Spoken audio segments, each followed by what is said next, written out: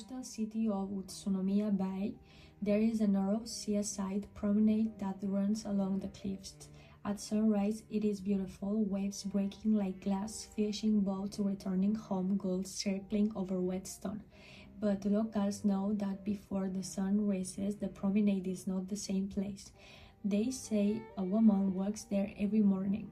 Not a woman, the same woman, and she had never reached the end. No one remembers when it began, only that it has always been part of the city's quiet warnings, passed down like weather advice or earthquake drills. If you are near the cliffs at dawn, the older fishermen say, do not look at her too long, because if she notices you're noticing her, she might remember you, and if she remembers you, you will begin to forget yourself. Most people treat it as folklore until you see her. It was early spring when Kaori returned to Utsunomiya Bay after years away. She had come back to settle her late mother's affairs, an apartment overlooking the sea, a job she had not yet decided whether to keep or leave. On her first morning, she could not sleep. At 4:40 a.m., she stepped outside. The city was half asleep, washed in blue silence. The air smelled of salt and damp concrete. Without thinking, she found herself walking toward the promenade. She told herself it was just jet lag. The walkway stretched empty along the cliff's edge. Below, the ocean moved like something breathing in its sleep. And then she saw her, a woman walking ahead, white coat, dark hair tied loosely, hands empty, no phone, no bag, no hesitation. She walked with the kind of rhythm that suggests she had never learned to stop. Kaori slowed her pace instinctively. The woman did not turn, did not react, just continued forward step after step toward the pale edge of dawn. Kaori frowned. It was strange to see someone out here at this hour alone, walking so deliberately. She called out softly, "Excuse me?" No answer. She tried again, louder. The woman kept walking. Something about that silence made Kaori uneasy, but she told herself it was nothing. Maybe headphones, maybe someone deep in thought. She continued forward. The distance between them remained unchanged. That was the first wrong thing. Kaori walked faster, so did the woman. Always the same gap. Never closer, never farther. Just maintained like a reflection refusing to be caught. The sea wind grew colder. The sky shifted from dark blue to a pale gray, as if the world was slowly being erased at its edge. Kaori checked her phone. No signal, no time updates. Only a blank screen that seemed slightly too dark, as if it was absorbing light instead of showing it. She looked up again. The woman was still there, still walking, still unreachable. Kaori stopped. The woman stopped. Kaori's breath caught. For the first time, the woman turned her head slightly, not fully, just enough, and Kaori felt something tighten in her chest, because the woman's face was not unfamiliar. It was close to familiar, like a memory she had almost recovered but never fully formed. The woman raised her hand and pointed forward, toward the end of the promenade. Kaori hesitated, then began walking again. The woman resumed too. The sea below grew louder, not waves, something else, like whispering carrying through water. Kaori tried to focus on her path ahead, but the world felt increasingly unstable, as if the promenade was longer than it should be. The railing repeated in identical segments. The cracks in the concrete appeared in patterns she had already passed. She passed a bench, then passed it again and again. On the third pass, someone was sitting on it. Kaori slowed. The bench had been empty before. The figure was hunched slightly forward, face hidden by hair. It did not move. The walking woman did not acknowledge it. Kaori swallowed. "Hello," she said cautiously. No response. She stepped closer. The figure on the bench lifted his head slightly. Kaori froze. It was her face, not exactly, but close enough that her body reacted before her mind did. The same eyes, the same expression of confusion turning into recognition. The seated version of her spoke quietly. "You're earlier than I was." Kaori took a step back. What is this?" The seated woman tilted her head. "You always ask that." The walking woman ahead continued forward, unbothered. Kaori's thoughts began to blur. Memories flickered incorrectly. She suddenly remembered walking here yesterday, but she knew she hadn't. She remembered seeing the sea at dawn many times, but she had just returned to the city.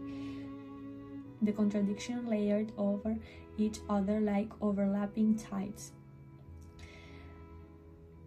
The seated version of her stood slowly, and as it did, Kaori noticed something worse. There were more benches now, more versions, some standing, some walking, some simply watching her. All her. Different stages of something she could not yet name. The walking woman finally stopped at the far end of the promenade. The cliff edge. Beyond it only opened the sea and rising light. Kaori followed. The woman stood perfectly still now, facing the horizon. Kaori approached cautiously. "Who are you?" she asked. The woman did not answer. Instead, she said softly, "You are almost caught up." Kaori frowned. Caught up to what? The woman finally turned fully. Her face was exactly Kaori's age, but not her expression. It was older, in a way that had nothing to do with time, more like repetition. "I walk this every morning," the woman said calmly, "so I don't disappear completely." Kaori shook her head. "That doesn't make sense." The woman smiled faintly. "It does if you've been forgotten enough times." A long silence followed. Then the woman pointed toward Kaori's chest. "You're already missing pieces." Kaori looked down instinctively. Nothing was wrong, but when she tried to recall her mother's face, it slipped away. When she tried to remember her childhood home, it blurred. Even her reason for returning to the city felt thin. The woman stepped closer. "You don't notice it at first," she said gently. "You lose names, then places, then the parts of yourself that held them." Kaori backed away. No, behind her the sea grew louder. The whispering intensified. She turned. The ocean below was no longer just water. It was filled with faint silhouettes, figures drifting just beneath the surface, walking in impossibly slow motion, all moving in the same direction, forward. The woman's voice softened. "If you stop walking, you settle." Kaori looked at her. "And if you keep walking," the woman gestured toward the endless promenade behind them, "you continue until there is nothing left to forget." The first light of sunrise touched the horizon, but instead of warmth, it brought clarity. Kaori finally understood the pattern. The woman ahead, the benches, the versions of herself, the repetition. It was not a walk. It was a loop built out of memory erosion, each pass removing something essential until only movement remained. The walking woman turned away again and began walking. Kaori felt something inside her shift, a decision forming from instinct rather than thought. She stepped forward and followed, because stopping felt like losing something she might never recover. Behind her, another Kaori appeared on the bench, watching, waiting, and the promenade continued to extend itself into the soft light of dawn, carrying all of them forward, one step at a time, toward the place where memory finally runs out. step. The bell beneath the mist, in the mountains of old Japan, beyond the cedar forest of winding stone's path, there stood a small village called Kamura, the village of shadows. The villagers lived simple lives. They farmed rice, tended skilled worms, and prayed at the ancient temple that overlooked the valley. The temple housed a bronze bell older than anyone could remember. It hung beneath a wooden pavilion and rang only on special occasions, births, funerals, and the New Year. Yet the bell was famous for another reason. According to legend, it sometimes rang by itself. Most dismissed the stories as superstitions. The mountains were full of strange sound. Wind could whistle through bamboo. Foxes could cry like children. Old wood creaked in the night. Still, every few years, someone would claim to have heard the bell toll after midnight. No one ever found the cause. Then came the disappearance of the bell keeper. His name was Sato Genji. He was a widower in his 60s who had devoted nearly 20 years to caring for the temple grounds. Every morning he swept fallen leaves from the paths. Every evening he lit lanterns before the shrine. Genji was respected by everyone. One autumn evening he was seen closing the temple gate shortly after sunset. The next morning he was gone. At first the villagers assumed he had gone to gather herbs in the mountains. But when night fell and he had no return, a search party was arranged. For 3 days they combed the forest. They found no footprints, no torn clothing, no signs of struggle, nothing. The only unusual discovery was at the bell pavilion. The rope had been cut cleanly, not frayed, not worn, cut. The severed end lay on the wooden floor beneath the bell ring. The village magistrate from neighboring town investigated. He questioned everyone. Had Genji argued with anyone? No. Did he own money? No. Had strangers been seen nearby? None. Weeks passed. Then a woodcutter came forward with a strange story. On the night when Genji vanished, he had been returning home through the forest. Around midnight, he heard the temple bell ring once, twice, 3 times. The sound echoed through the mountains. Yet, when he reached the village, no one else had heard it. The magistrate dismissed the claim. The temple bell weighed hundreds of kilograms. Without the rope, no one could ring it. And besides, the temple had been empty. The case remained unsolved. Winter arrived. Snow covered the mountains. Life continued. Then another strange event occurred. A young monk named Ryosen arrived at the temple to replace Genji. 3 months after taking residence, he awoke one night to the sound of footsteps outside his room. He assumed the traveler had arrived seeking shelter. When he opened the door, no one was there, only fresh snow, and in the snow a single trail of footprints. The footprints began at the temple gate. They crossed the country yard, circled of bell pavilion 3 times, and ended directly beneath the bell. 3 they simply stopped. No return trail, no second set of prints, nothing. The snow beyond remained untouched. Ryosen showed the footprints to the villagers at dawn. Many believed a spirit was responsible. Others suspected a prank.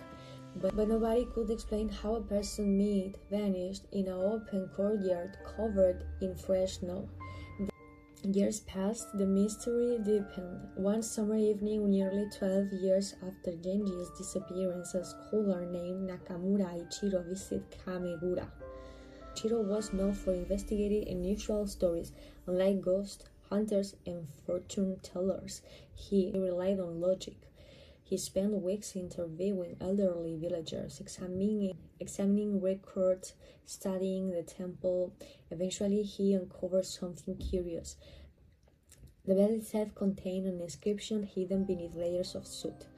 The inscription was centuries old. It read, "When the mist claims a soul, the bell shall remember." Nobody knew what it meant. Records offered no explanation. Still, Ichiro became convinced the answer lay in the villager's history. He learned that before Kagemura existed, a larger settlement had occupied the valley. According to surviving documents, the settlement was abandoned after a devastating landslide. Many residents died. Some bodies were never recovered.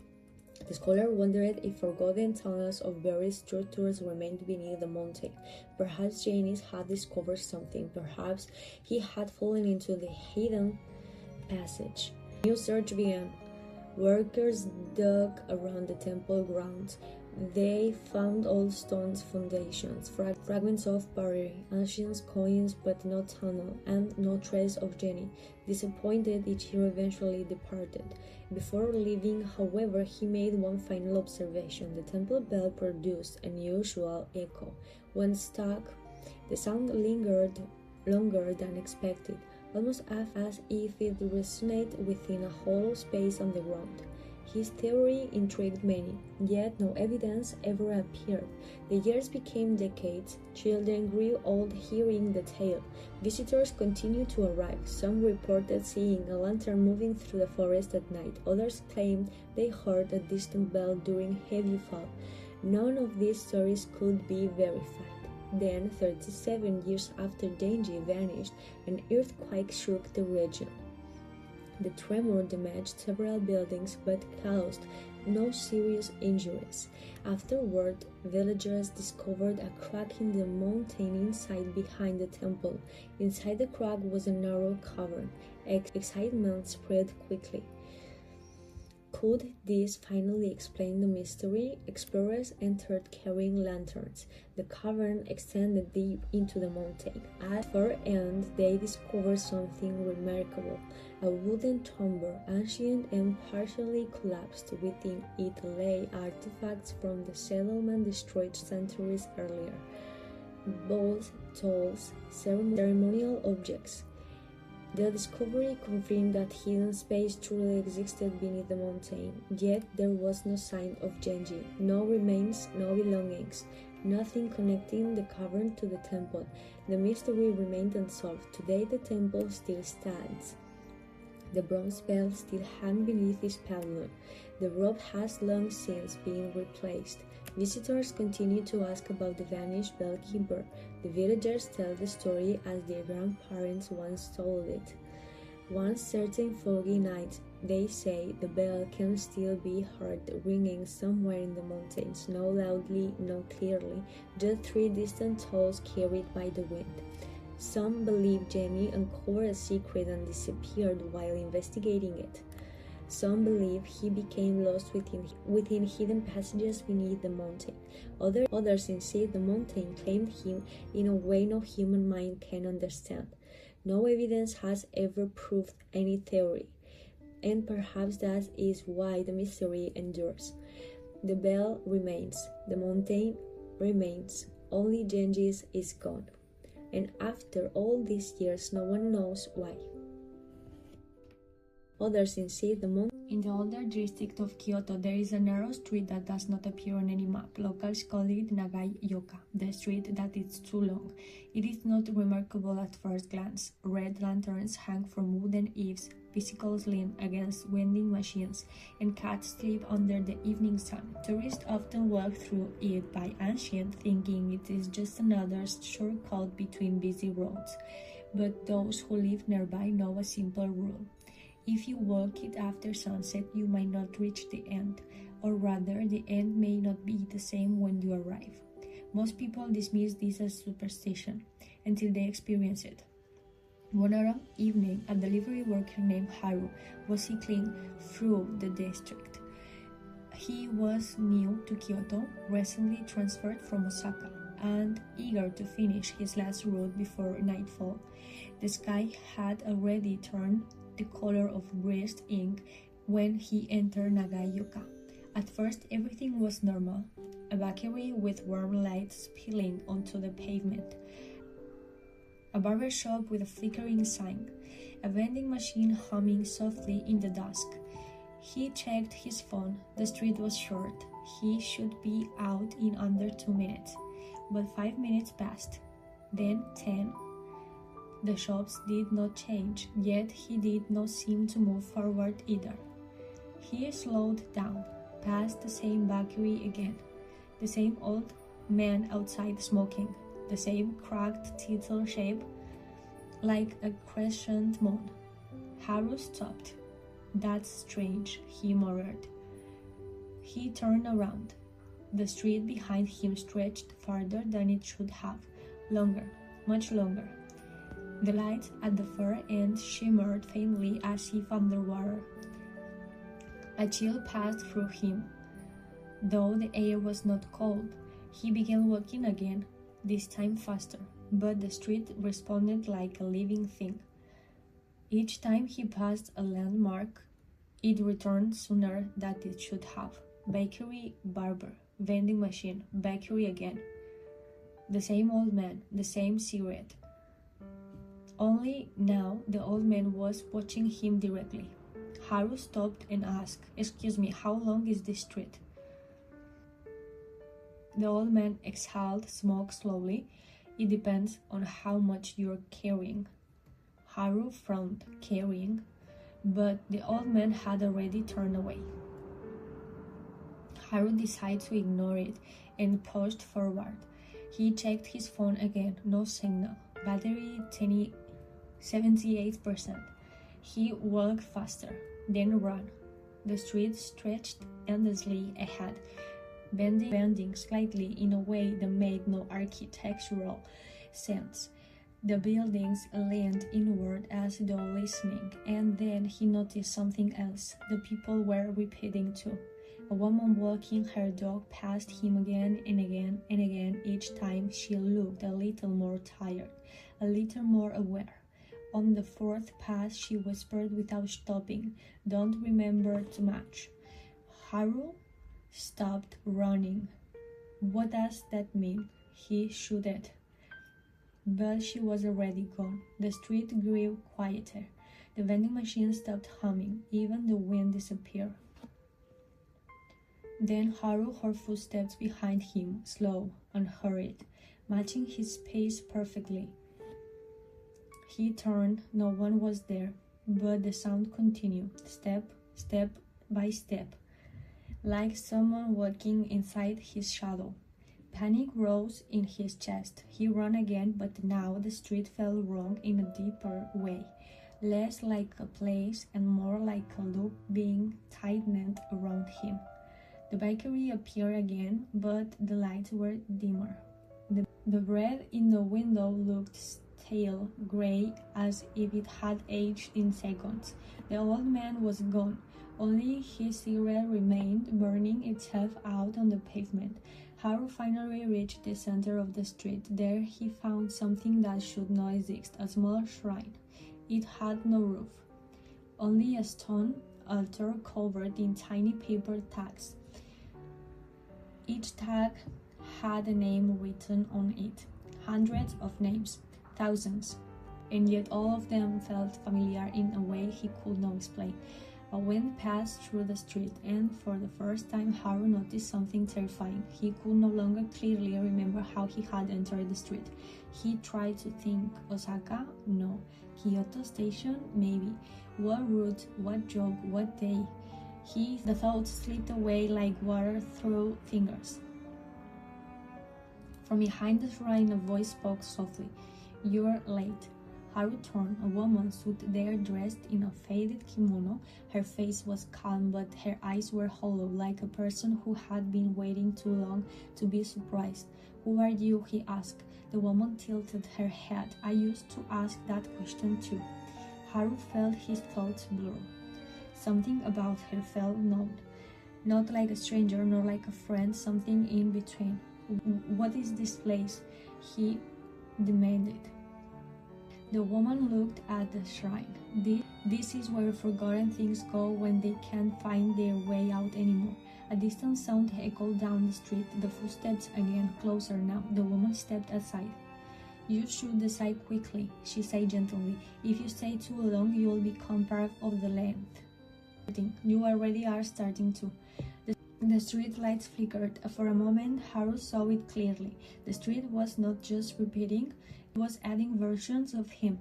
Behind him stood faintly silhouettes, copies of himself walking, standing, forgetting, each one slightly more faded than the last. The footsteps belonged to them, not him, but also him. The realization shattered something inside his mind. The woman pointed toward the way he came. If you can still remember the entrance, you can leave.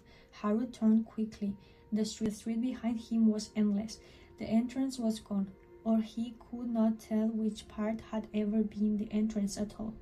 His memories began collapsing faster. Names, faces, his job, his reasons for being there, all dissolving. He clutched his head. "Please," he whispered, "let me out." The woman looked at him with something almost like pity. "I'm sorry," she said. "The street only keeps what people stop remembering." The footsteps stopped. Silence filled everything. Then Haru understood the final truth too late. The street was not making him lost. It was removing the version of him that could ever live.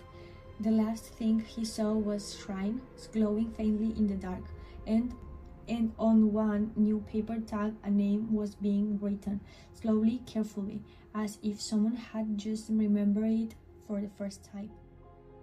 And long ago, in a small village nestled beneath the misty slopes of Mount Aokage, there lived a humble woodcutter named Leon. Leon was known throughout the village for his kindness. He helped elderly neighbors carry water, shared firewood with families during harsh winters, and never refused anyone in need. Yet despite his good heart, Leon remained poor. His roof leaked when it rained. His clothes were patched many times over, and his meals were often simple bowls of rice and vegetables.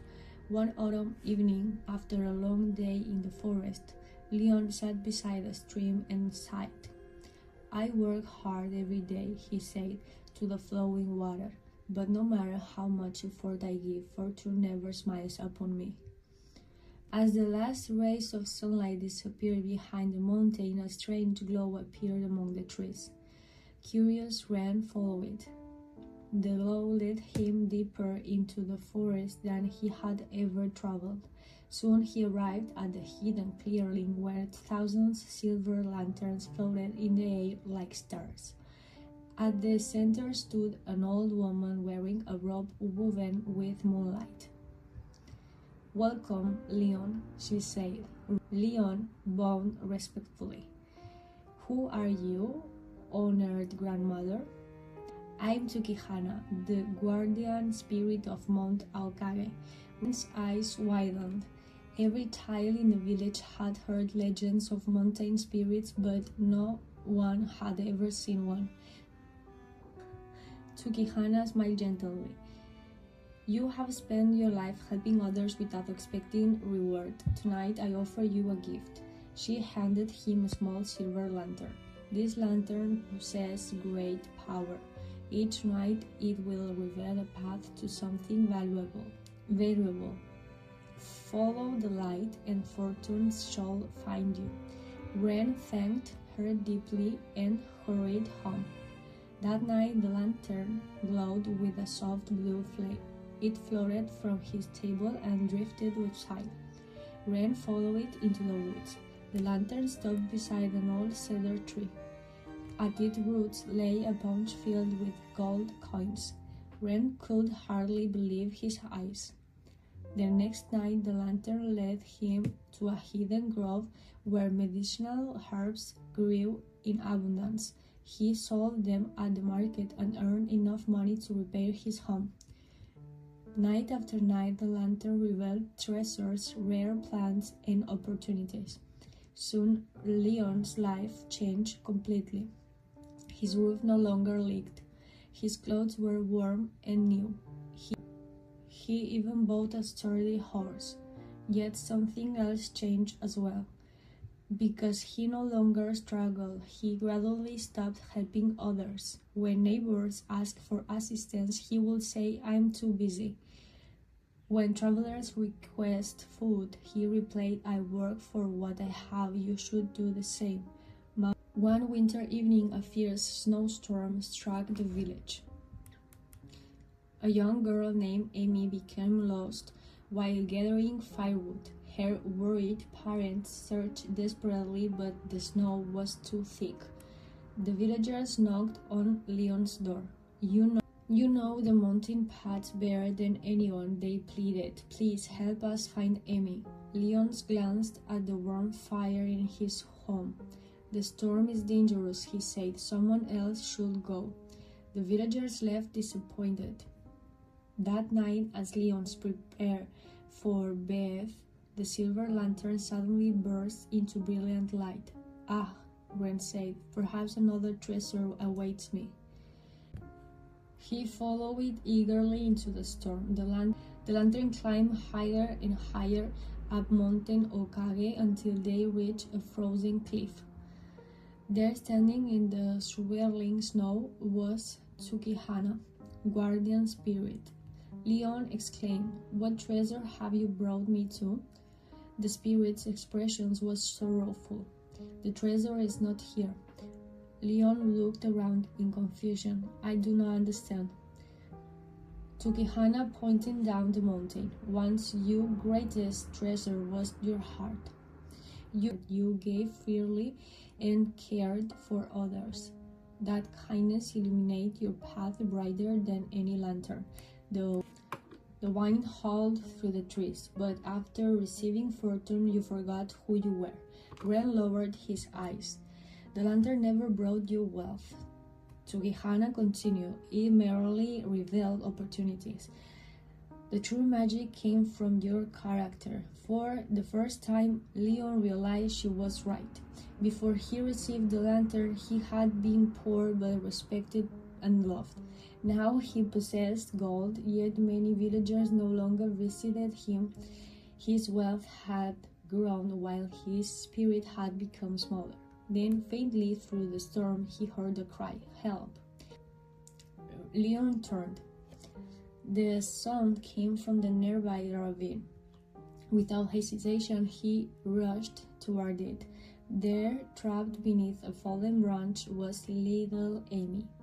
She was cold and frightened. Leon quickly freed her and wrapped her in his cloak. "Do not worry," he said. "I will get you home." The journey back was difficult. Snow blinded his eyes, and icy winds pushed against him. Several times he stumbled, but he refused to stop. At least he carried Amy safely into the village. Her parents wept with relief. The villagers gathered around Leon, thanking him. For the first time in many months, he felt truly happy, not because of gold, not because of comfort, but because he had helped someone. The next morning, Leon searched for the silver lantern.